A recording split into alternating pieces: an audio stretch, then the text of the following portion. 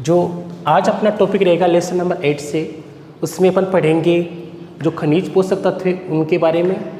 खनिज पोषक तत्व से पहले जो कल मैंने क्वेश्चन पूछा था आपसे, किन्हीं 2 लाभदायक तत्वों के नाम बताइए, तो उसमें सोडियम, सिलिकॉन, ये सब कौन से होते हैं? लाभदायक तत्व। अब अपन आज पढ़ेंगे तीसरा खनिज पोषक तत्व है पोटेशियम। ठीक है, पोटेशियम को प्लांट है वो कौन से आयन के रूप में ग्रहण करते हैं? K+ आयन के रूप में क्या करते हैं? ग्रहण या अवशोषण करते हैं। और ये जो मुख्य पोटेशियम है वो प्रकाश संश्लेषण का क्या होता है? प्रमुख घटक होता है। ठीक है, अब बात करेंगे यहाँ इसका फंक्शन क्या है, कार्य क्या है। तो पहला तो हो गया मुख्य, अपन बात करेंगे यहाँ कि किसके रूप में ग्रहण कर रहा है? पोटेशियम आयन के रूप में, और ये प्रकाश संश्लेषण का क्या होता है? प्रमुख घटक होता है। अब कार्य क्या है इसका, ये क्या होती है? इसके कार्य की बात करेंगे। सबसे पहले ये 4 जैव रासायनिक क्रियाओं के लिए उत्तरदायी या कार्य करता है। ठीक है, जिसमें एक तो होता है ऋणात्मक उदासीनीकरण। ठीक है, यानी कोशिका कला के अंदर आयन जो ऋणात्मक अधिक होते हैं उस समय इसका इम्पोर्टेंस रहता है, प्रभाव रहता है। कला अभिगमन यानी जो कोशिका झिल्ली है उसके दौरान जो आयनों का अभिगमन होता है उसको क्या बोलते हैं? कला अभिगमन। एंजाइम जब सक्रिय होते हैं उस समय। और लेसन नंबर 5 में पढ़ा था हमने प्रासनिक विभव, तो इन चारों के अंदर इसका प्रमुख योगदान होता है। तो वहाँ आपने पढ़ा था K+ आयन का बाहर निकलना था, अंदर आना था, तो वो कौन सा था? प्रासनिक विभव। तो पोटेशियम आयन है वो 4 जैव रासायनिक क्रिया, पहला है ऋणात्मक उदासीनीकरण। इसमें क्या होता है? कोई भी सेल होती है या कोशिका होती है, उससे जब आयनों का अभिगमन होता है तो उस समय नेगेटिव चार्ज होने के कारण ये अधिक क्रियाशील हो जाता है। दूसरा कला अभिगमन, मैंने बताया है अभी आपको, कला का मतलब होता है कोशिका कला या जीवद्रव्य कला, और उसके दौरान कुछ आयन या जो खनिज तत्व अभिगमन उसमें भी इसकी भूमिका रहती है, और एंजाइम सक्रिय के अंदर भी इसकी भूमिका रहती है। और ये प्रासनिक विभव के बारे में आपको मैंने बताया था। चौथा पोटेशियम आयन स्थानांतरण तकनीक, तो वो प्रासनिक विभव के कारण ये महत्वपूर्ण होता है। अब बात करते हैं दूसरा कि प्रकाश संश्लेषण है उनको रंध्रों के खुलने और बंद होने में भी बहुत महत्वपूर्ण प्रक्रिया है, जो आपने पढ़ा था सक्रिय पोटेशियम आयन स्थानांतरण तकनीक। ठीक है, अब यहाँ पर इसके प्रभाव के बारे में बात करते हैं। पहला है हरिमहीनता, दूसरा उत्तक-क्षयता। हरिमहीनता बताया भी था मैंने, तो पत्तियों के किनारे, ये जो हरिमहीनता होती है वो पत्तियों के किनारों की तरफ होती है। जो पत्तियों के किनारे होते हैं उनके अंदर हरिमहीनता पाई जाती है। और कुछ जगह एक है उत्तक-क्षयता। उत्तक-क्षयता क्या होता है? किसी भी पादप के उत्तकों का नष्ट होना क्या कहलाता है? उत्तक-क्षयता कहलाता है। ठीक है, तो पादपों में उत्तकों का नष्ट होना उत्तक-क्षयता, और किनारों पर हरिमहीनता की क्रिया हो जाती है। तो इसकी कमी से एक तो हरिमहीनता जिसको क्लोरोसिस कहते हैं, और मैंने बताया भी था हर पत्तियों के अंदर जो क्लोरोफिल विघटित हो गया था और वहाँ पर पत्तियाँ पीली हो गई, इसे अपन क्या बोलते हैं? हरिमहीनता। उत्तक-क्षयता, उत्तकों का नष्ट होना। फिर तने की वृद्धि भी रुक जाती है, पादप बौना रह जाता है, और प्लांट की प्रतिरोधक क्षमता भी क्या हो जाती है? कम हो जाती है। तो आपने यहाँ क्या देखा? सबसे पहले कौन सा पढ़ा था? N, दूसरा P और तीसरा K। तीनों पढ़ लिए हमने, N, P और तीसरा कौन सा हो गया? K। इन तीनों को क्या बोलते हैं? क्रांतिक तत्व। क्यों कहते हैं? क्योंकि पादप सबसे पहले इनका अवशोषण करते हैं, और इनका अवशोषण करते हैं तो मिट्टी में इनकी क्या रह जाती है? कमी रह जाती है, जिसके कारण इन्हें अपन क्या कहते हैं? क्रांतिक तत्व कहते हैं। ठीक है, अब इसके बाद में अपन द्वितीयक वृहद मात्रिक पोषक तत्व की बात करते हैं। ये तो कौन से हो गए थे? प्राथमिक। तो सबसे पहले आप दोबारा एक बार रिपीट करते हैं। हमने सबसे पहले पढ़ा था, बात करेंगे यहाँ अखनिज और दूसरा खनिज। अखनिज, दूसरा कौन सा था? खनिज। अखनिज जो थे उनमें हमने 3 पढ़े थे, कार्बन, हाइड्रोजन और ऑक्सीजन। 3 तो ये हो गए। उसके बाद में यहाँ पर 2 थे, वृहद मात्रिक और सूक्ष्म मात्रिक। वृहद मात्रिक में 2 थे, पहला था आपने पढ़ा था प्राथमिक, और यहाँ पर था द्वितीयक। तो प्राथमिक थे उसमें आपने कौन पढ़ा, N, P और K, तीनों आपने पढ़ लिए, यानी 6 तत्व हो गए हैं। कुल कितने अनिवार्य पोषक तत्व होते हैं, 17। अब इसके बाद में बात करते हैं द्वितीयक पोषक मात्रिक तत्व, उसमें कैल्शियम, मैग्नीशियम और सल्फर के बारे में पढ़ते हैं। तो सबसे पहले कैल्शियम की बात करते हैं अपन। हाँ, अपन जो चौथा पढ़ेंगे वो है कैल्शियम। कौन सा है, कैल्शियम। तो कैल्शियम के बारे में अपन अध्ययन करते हैं। तो पहला हमने पढ़ा था प्राथमिक पोषक तत्व, उसके बाद पढ़ेंगे अपन द्वितीयक पोषक तत्व। तो द्वितीयक में जो कैल्शियम पहला है, कैल्शियम के बारे में बात यहाँ करेंगे। तो कैल्शियम को प्लांट किसके रूप में अवशोषण करते हैं, तो कैल्शियम आयन Ca2+ आयन के रूप में पादप इसका क्या करते हैं, अवशोषण करते हैं। तो कैल्शियम का प्लांट किसके रूप में अवशोषण करते हैं, Ca2+ आयन के रूप में अवशोषण करते हैं। और मृदा में यह किसके रूप में पाया जाता है, एपेटाइट, डोलोमाइट, कैल्साइट, उनके अयस्कों के रूप में उपस्थित रहता है। तो मृदा में यह एपेटाइट, डोलोमाइट व कैल्साइट विभिन्न प्रकार के अयस्कों के रूप में पाया जाता है। इन अयस्कों में किसकी मात्रा होती है, कैल्शियम की मात्रा होती है। फिर तीसरा पॉइंट, जो कोशिका भित्ति है उसकी जो मध्य पटलिका है, हमने जूनियर में पढ़ी थी कि जो सेल वाल होती है उसके मध्य क्या पाई जाती है, मध्य पटलिका पाई जाती है। और मध्य पटलिका किससे बनी होती है, कैल्शियम पैक्टेट से बनी होती है। ठीक है, किससे बनी होती है, कैल्शियम पैक्टेट। अब कैल्शियम ये जो Ca है उसके रूप में यहाँ अवशोषित कर लिया जाता है और वहाँ पर एक जगह किसके रूप में पाया जाता है, कैल्शियम पैक्टेट के रूप में पाया जाता है। और यहाँ बात करेंगे कार्य की। तो कार्य की बात करते हो तो क्या क्या कार्य होते हैं इसकी, सबसे पहले बात करेंगे कोशिका भित्ति है उसको क्या करता है, प्रत्यास्थता प्रदान करता है। ठीक है, फ्लेक्सिबिलिटी प्रदान करता है। दूसरा, जो मूल रोम होते हैं उनके विकास को भी क्या करते हैं, प्रेरित करते हैं। उसके बाद में जो गुणसूत्र के संगठन है उनमें और वसा के उपापचय में भी ये सहायक होते हैं। किसमें, गुणसूत्रों के संगठन में, वसा के उपापचय में ये क्या होते हैं, सहायक होते हैं। और कैल्शियम है वो कार्बोहाइड्रेट व एमिनो अम्ल का क्या करते हैं, परिवहन भी करते हैं। और कोशिका झिल्ली है उसकी क्या करते हैं, पारगम्यता को भी क्या करते हैं, बढ़ाते हैं। तो दोबारा देखिए यहाँ पर काम क्या क्या है, कोशिका भित्ति को क्या करना, प्रत्यास्थता प्रदान करना। दूसरा है मूल रोमों का विकास। और तीसरा है गुणसूत्रों के संगठनों व वसा के उपापचय में। और चौथा है कार्बोहाइड्रेट व एमिनो अम्ल का क्या करता है, परिवहन करता है, ट्रांसपोर्ट का कार्य करता है। और कोशिका झिल्ली को क्या करता है, पारगम्यता क्या करता है, प्रदान करता है।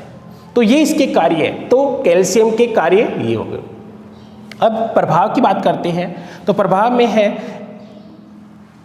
इससे अगर इसकी कमी हो जाएगी तो प्रत्यास्थता भी क्या हो जाएगी, समाप्त हो जाएगी। फिर नई पत्तियां क्या हो जाती है, विकृत, यानी पत्तियां विकृत का मतलब मुड़ जाती है। फिर इसकी कमी से कौन सी क्रिया हो जाती है, हरिमहीनता, मतलब पत्तियां कौन से कलर की हो जाती है, पीले रंग की हो जाती है। और इसकी कमी से पुष्प गिरने लगते हैं, जो पुष्प होते हैं प्लांट पे वो गिरने लगते हैं। और एक रोग हो जाता है जिसको क्या बोलते हैं, अंकुशित शीर्ष। क्या कहते हैं, अंकुशित शीर्ष कहते हैं। अर्थात जो प्लांट है यानी पादप है, जिसे पादप है उसका शीर्ष भाग है वो क्या हो जाता है, झुक जाता है या मुड़ जाता है, नीचे की ओर झुक जाता है, जिसे अपन क्या कहते हैं, अंकुशित शीर्ष कहते हैं। ठीक है। और कुछ पादपों में शीर्ष भाग क्या हो जाता है, नष्ट हो जाता है। तो हमने जो पहला पॉइंट पढ़ा है वो कौन सा है, कैल्शियम। पादप किसके रूप में अवशोषण करते हैं, कैल्शियम आयन के रूप में। मृदा में किसके रूप में पाया जाता है, अयस्कों के रूप में पाया जाता है, एपेटाइट, डोलोमाइट और कैल्साइट। फिर कोशिका भित्ति है उसमें मध्य पटलिका के अंदर के किसके रूप में पाया जाता है, कैल्शियम पैक्टेट के रूप में पाया जाता है। और इसके कार्य हो गए। और इसकी कमी से कौन कौन से रोग होते हैं या क्या होता है, देखिए प्रत्यास्थता समाप्त हो जाती है, नई पत्तियां विकृत हो जाती है, और क्या होती है, हरिमहीनता, पुष्प गिरने लगते हैं, और अंकुशित शीर्ष है वो नीचे की तरफ, और शीर्ष भाग क्या हो जाता है, कभी कभी मृत भी हो जाता है। तो कैल्शियम हमने पढ़ा है चौथे नंबर पर। तो कैल्शियम, मैग्नीशियम, और अपन बात करेंगे यहाँ इसके बाद में मैग्नीशियम की। तो इनके लिए हमने एक बात की थी सबसे पहले, एक तो क्रांतिक तत्व है, एक था ट्रेस तत्व। कौन सा था? ट्रेस तत्व। ट्रेस तत्व की बात करते हो तो इसमें आपने पढ़ा था कैल्शियम, मैग्नीशियम और सल्फर, और एक था NPK। इनको तो हमने क्या कहा था? क्रांतिक तत्व, जबकि इनको क्या कहते हैं? ट्रेस तत्व। क्या कहते हैं? ट्रेस तत्व कहते हैं। तो यहां बात करेंगे अपन कैल्शियम के बाद में अब मैग्नीशियम की। हाँ सॉरी, यहाँ पर मैंने तो थोड़ा गलत बता दिया था आपको, तो दोबारा देखना है। यहाँ पर मैंने आपको बताया था NPK। NPK इनको बोलते हैं क्रांतिक तत्व। क्या कहते हैं? क्रांतिक तत्व कहते हैं। जबकि ट्रेस तत्व है वो किन्हें कहा जाता है? सूक्ष्म मात्रिक पोषक तत्व को, जो आपको टेबल में बताए थे मैंने 8 दाईं साइड में जो बताए थे मैंने, उनको क्या कहते हैं? ट्रेस तत्व, क्योंकि इनकी आवश्यकता इनके दौरान, यानी NPK 2-3 तो ये हो गए, और 3 कौन से होंगे? कैल्शियम, मैग्नीशियम और सल्फर। 6 के अलावा ये जो है ये 8 है, इनकी आवश्यकता पादप को क्या रहती है? कम रहती है। इस कारण मिट्टी में अत्यधिक मात्रा में मौजूद रहते हैं। इन कारण इन्हें हम क्या बोलते हैं? ट्रेस तत्व कहते हैं। अब बात करते हैं नेक्स्ट टॉपिक की। नेक्स्ट टॉपिक में अपन पढ़ेंगे मैग्नीशियम। ठीक है, द्वितीयक वृहद मात्रिक पोषक तत्व। तो मैग्नीशियम है वो जो पादप इसका किसके रूप में अवशोषण करते हैं? Mg2+ आयन या मैग्नीशियम आयन के रूप में पादप इसका क्या करते हैं? अवशोषण करते हैं। ठीक है, उसके बाद में मृदा में ये किसके रूप में पाया जाता है? कार्बोनेट के रूप में या डोलोमाइट के रूप में पाया जाता है। फिर काम क्या होता है इसका? देखिए, इसका काम है पर्णहरित है, इसका एक प्रमुख घटक होता है। अर्थात जो मैग्नीशियम है वो पर्णहरित का क्या होता है? मुख्य घटक होता है। और राइबोसोम की उप इकाई को जोड़ने में क्या होता है? सहायक। राइबोसोम बताया था मैंने, कोशिका के अंदर क्या पाए जाते हैं? राइबोसोम, और वो 2 उप इकाई से जुड़े होते हैं, और आपस में जुड़ने में किसकी महत्वपूर्ण भूमिका रहती है? Mg या मैग्नीशियम की प्रमुख भूमिका रहती है। अर्थात राइबोसोम जैसे आपने पढ़ा होगा 70S 80S, ठीक है, तो यहाँ 50 और 30S लिखा था। तो दोनों इकाई है, छोटी इकाई और बड़ी इकाई, दोनों को आपस में जोड़ने के लिए कौन सा आयन महत्वपूर्ण होता है? Mg या मैग्नीशियम आयन। तो राइबोसोम को जोड़ने के लिए प्रमुख इकाई है वो मैग्नीशियम काम करती है। साथ में ये जो होता है राइबोसोम को क्या कहा जाता है? कोशिका में राइबोसोम को कहा जाता है प्रोटीन का कारखाना। अर्थात प्रोटीन बनाने की फैक्ट्री, अर्थात अपने शरीर में जो प्रोटीन का निर्माण हो रहा है वो कौन कर रहा है? राइबोसोम। तो राइबोसोम को जोड़ने के लिए कौन सा आयन काम करता है? मैग्नीशियम। फिर न्यूक्लिक अम्ल का क्या करता है? संश्लेषण करता है। ठीक है, न्यूक्लिक अम्ल आपको पता है केंद्रक में DNA RNA न्यूक्लिक अम्ल होते हैं। फिर प्रोटीन संश्लेषण होता है, अभी बताया था मैंने प्रोटीन का कारखाना, तो प्रोटीन संश्लेषण क्रिया होगी इसके कारण। फिर प्रकाश संश्लेषण में भी क्या होता है? मैग्नीशियम क्या होता है? सहायक होता है। अब इसकी कमी से क्या क्या होता है? एक तो अंतःशिरीय हरिमहीनता होता है, अर्थात लीफ है, पत्ती है, उस पत्ती के अंदर शिराओं के पास क्या हो जाती है? पीले रंग की शिराएं हो जाती है, उसे क्या कहते हैं? अंतःशिरीय हरिमहीनता कहते हैं। पत्तियों के किनारों यहाँ पर जो शिरा है वहाँ पर पत्ती की किस रंग की हो जाती है? पीले रंग की हो जाती है, उसे अपने यहाँ क्या कहेंगे? अंतःशिरीय, यानी शिराओं के पास पीले रंग का हो जाना। फिर यहाँ इसकी कमी से एंथ्रोसायनिन वर्णक का निर्माण हो जाता है, जिससे ये पत्तियों के पर लाल, पीले या नारंगी रंग के क्या हो जाते हैं? धब्बे हो जाते हैं। और इसके दौरान प्रकाश संश्लेषण क्रिया क्या हो जाती है? मंद। तो आपने पढ़ा सबसे पहले मैग्नीशियम किसके रूप में अवशोषण करते हैं? मैग्नीशियम आयन के रूप में। मृदा में कार्बोनेट, डोलोमाइट के रूप में। पर्णहरित का प्रमुख घटक है। राइबोसोम की इकाई को जोड़ने में क्या होता है? सहायक। न्यूक्लिक अम्ल का क्या करता है? अवशोषण। और प्रोटीन संश्लेषण के लिए क्या होता है, उत्तरदायी। ठीक है, और शिराओं के पास विशेष प्रकार से पीली हो जाती है तो उस शिराओं को अपन क्या बोलते हैं, अंतःशिरीय हरिमीनता, और एंथ्रोसायनिन के कारण उनके अंदर लाल पीले नारंगी रंग के धब्बे उत्पन्न हो जाते हैं। उसके बाद तीसरा अपन पढ़ते हैं द्वितीयक के अंदर अपन लास्ट जो सल्फर पढ़ते हैं। पहले हमने पढ़ा कैल्शियम, मैग्नीशियम, तीसरा कौन सा है, सल्फर। अब सल्फर को प्लांट किसके रूप में ग्रहण करते हैं, सल्फेट आयन के रूप में। किसके रूप में ग्रहण करते हैं, सल्फेट आयन के रूप में क्या करते हैं, ग्रहण करते हैं। वहाँ कैल्शियम को कैल्शियम के लिए, मैग्नीशियम को मैग्नीशियम आयन के रूप में, यहाँ किसके रूप में ग्रहण करते हैं, सल्फेट आयन के रूप में क्या करते हैं, ग्रहण करते हैं।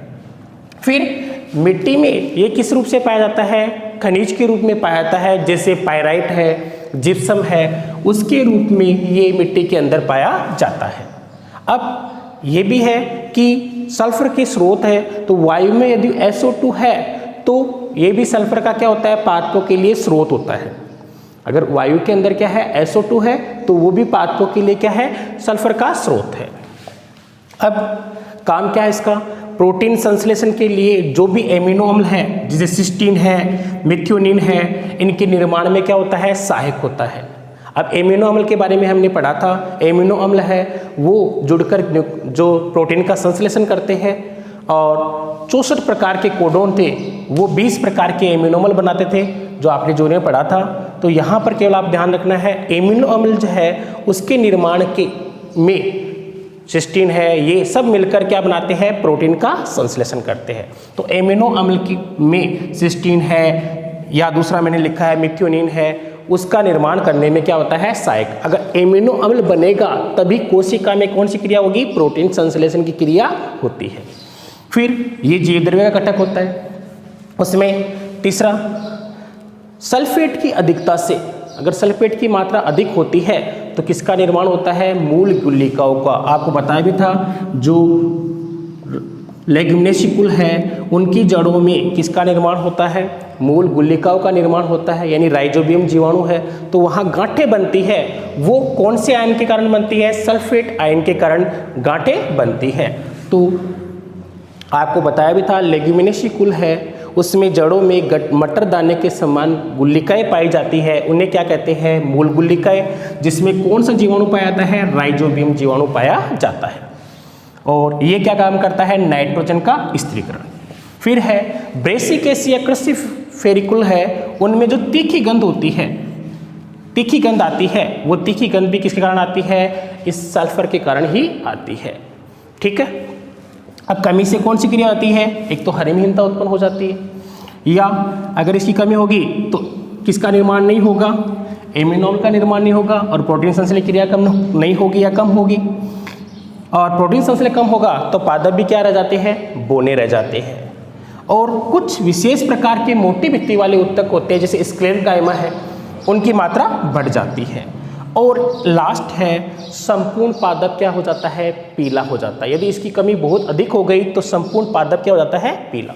अब आज आपने क्या पढ़ लिया, प्राथमिक और द्वितीयक। प्राथमिक में आपने पढ़े हैं NPK, जबकि द्वितीयक में आपने पढ़े हैं कैल्शियम, मैग्नीशियम और सल्फर। इन सभी जो टॉपिक है, कार्बन, हाइड्रोजन, ऑक्सीजन, उसके बाद में NPK, उसके बाद कैल्शियम, मैग्नीशियम और सल्फर, इनको सभी को अच्छी तरह पढ़ना है। कोई भी प्रॉब्लम हो तो मेरे व्हाट्सएप नंबर पर मैसेज करो और आप क्वेश्चन पूछ सकते हो। और आज के टॉपिक से जो अपना क्वेश्चन है वो है राइबोसोम है, राइबोसोम है, उसकी उप इकाई को जोड़ने के लिए कौन सा खनिज तत्व आवश्यक होता है। राइबोसोम या अपन आयन की कह सकते हैं, कौन सा आयन आवश्यक होता है। ठीक है, ये सभी को उत्तर इसके कमेंट बॉक्स में। दोबारा सुन लो क्वेश्चन, राइबोसोम की उप इकाई जोड़ने के लिए कौन सा खनिज तत्व आवश्यक है। ठीक है, इस क्वेश्चन का उत्तर सभी बच्चों को मेरे कमेंट बॉक्स में डालकर भेजना है या मेरे व्हाट्सएप नंबर पे डालना है। ठीक है, और कोई प्रॉब्लम हो तो मेरे व्हाट्सएप नंबर पे आप मेरे को पूछ सकते हो। Thank you.